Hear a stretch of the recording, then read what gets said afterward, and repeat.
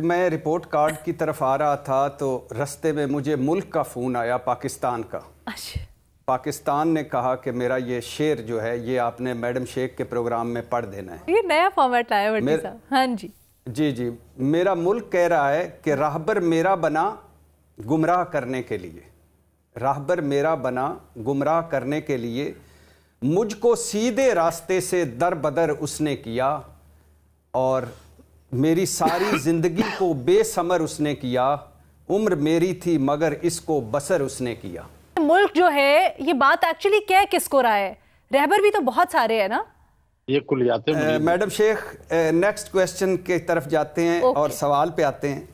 Madam Sheikh अच्छा तो ये है कि चूंकि पीपल्स पार्टी और मुस्लिम लीग नून में पावर शेयरिंग नहीं हो पा रही तो तजवीज़ है कि खालिद मकबूल सिद्दीकी साहब को वज़ीर आज़म बना दें या मौलाना साहब को वज़ीर आज़म बना दें ताकि सारी जिम्मेदारी उन पर जाए।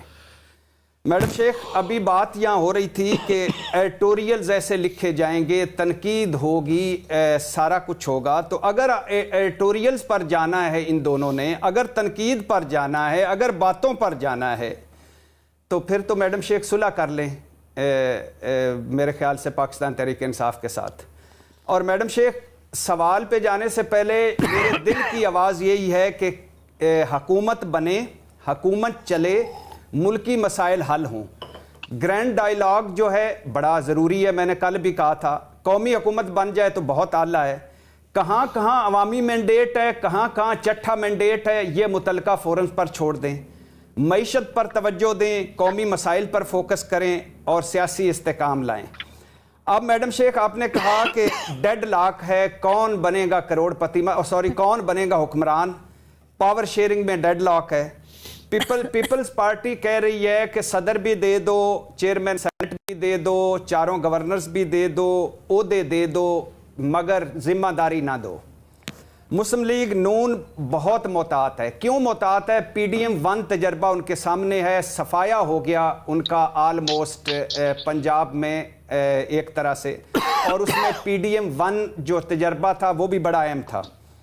अब पीपल्स पार्टी शामिल इक़्तिदार तो होना चाहती है मगर कहती है कि जिम्मेदारी नहीं लूंगी, लिहाजा जो नुकसान उठाए वो मुस्लिम लीग नून उठाए। ये मेरे ख्याल से ज्यादती है। अगर आप आईनी ओहदे लेते हैं, क्यों लेते हैं भाई? फिर आईनी ओहदों से भी हट जाएं और कहें कि हम आपके पीछे हैं और आप हुकूमत बनाएं, आप ही सारे ओहदे रखें, या फिर इससे ही हट जाएं कि हम नहीं हुकूमत बनाना चाहते। लेकिन चूंकि पीपल्स पार्टी को पता है मैडम शेख कि वो किंग मेकर है, उसके बगैर कुछ नहीं हो पाना, उसके बगैर कुछ हो नहीं जा रहा, लिहाजा वो खुल के खेल रही है। मेरा आइडिया है कि दोनों मिलकर हुकूमत बनाएं, दोनों ओहदे लें, दोनों जिम्मेदारी भी लें।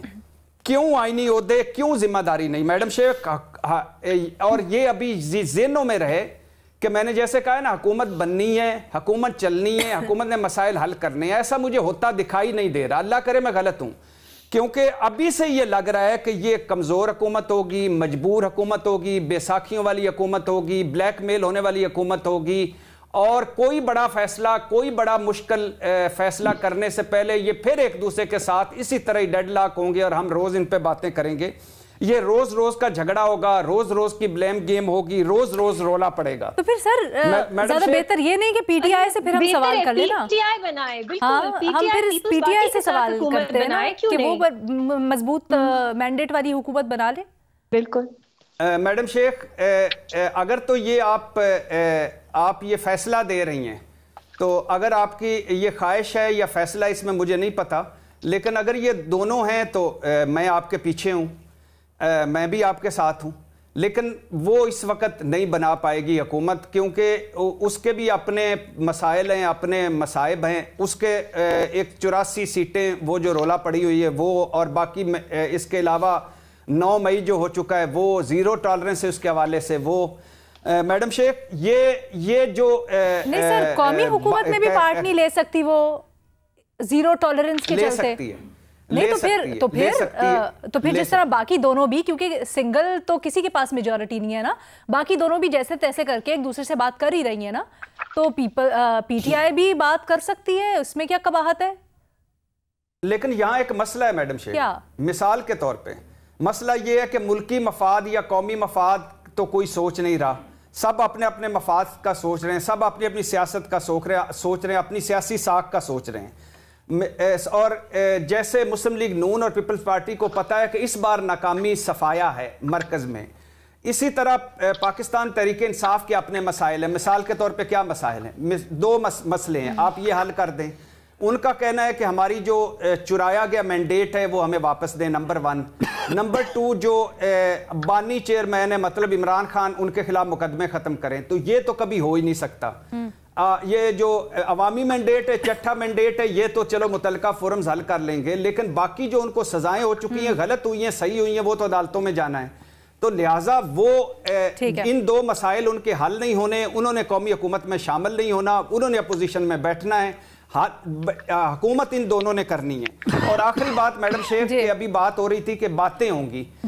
अच्छा, बिल्कुल ठीक है, बातें होंगी कि अगर इलेक्शन मुहिम एक दूसरे के खिलाफ आपने लड़ी तो फिर इकट्ठे क्यों हुए, हमें क्यों बेवकूफ बनाया? एनआरओ ले लिया, दे दिया, पहले भी हुआ है, अब भी हम बातें करेंगे। मैंडेट का एहतराम नहीं किया करेंगे, अकलीती मैंडेट वाली हुकूमत बनी करेंगे। ये बातें पहले भी हुई मगर PDM 1 बनी, ये बातें पहले भी हुई मगर बैसाखे जमहूरियत हुआ, ये बातें पहले भी हुई मगर इन्होंने परवेज मुशर्रफ से दोनों ने हलफ लिया। तो इन बातों पे ना जाएं, आज मुल्क पे जाएं, कौम पे जाएं, मफाद पे जाएं और आगे बढ़ें। अगर आपने हुकूमत बनानी है तो मिलकर जिम्मेदारी लें, मिलकर ओहदे बांटें और मिलकर आगे बढ़ें।